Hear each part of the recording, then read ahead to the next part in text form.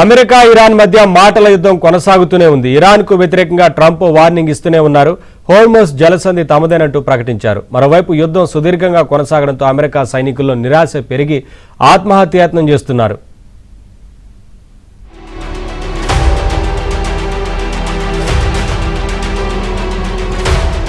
పశ్చిమాసియా ఉద్రిక్తతల వేళ Trump, IRGC మధ్య మాటల యుద్ధం కొనసాగుతోంది.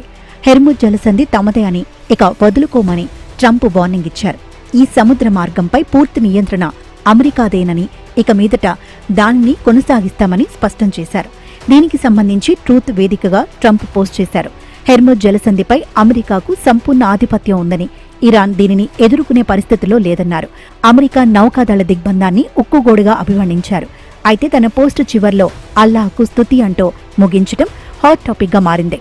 మరోవైపు ట్రంప్ దిగిపోయేదాకా యుద్ధమే అని ఐఆర్జీసీ సంచలన వార్నింగ్ ఇచ్చింది. ట్రంప్ అధ్యక్ష పదవిలో ఉన్నంతకాలం ఇరు దేశాల మధ్య దౌత్యపరమైన, సైనికపరమైన ప్రతిష్టంభన ఇప్పట్లో ముగిసేలా లేదని ఐఆర్జీసీ కీలక నేత వ్యాఖ్యానించారు. ట్రంప్ పరిపాలన అనుసరిస్తున్న తీవ్రమైన ఒత్తిడి వ్యూహాలు, ఆంక్షలు, సైనిక బెదిరింపులకు ఇరాన్ లొంగే ప్రసక్తే లేదని పేర్కొన్నారు. అమెరికా అధ్యక్షుడిగా ట్రంప్ అధికారంలో కొనసాగినంత కాలం వాషింగ్టన్, టెహ్రాన్ మధ్య సయోధ్య కుదిరే అవకాశాలు చాలా తక్కువగా ఉన్నాయని, ఈ ఘర్షణ వాతావరణాన్ని దీర్ఘకాలం ఎదుర్కొనేందుకు ఇరాన్ సన్నద్ధంగా ఉందన్నారు.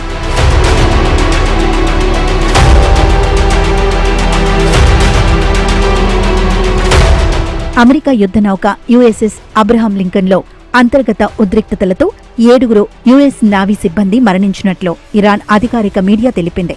నౌక సుదీర్ఘ కాలంగా సముద్రంలోనే విధుల్లో ఉండటం వల్ల సైనికుల్లో పెల్లుబెకిన అసంతృప్తి, తీవ్ర మానసిక ఒత్తిడే ఈ అంతర్గత దాడులకు కారణమని పేర్కొంది. సరైన ఆహారం అందకపోవడంపై వారు ఆక్రోశం వ్యక్తం చేశారు.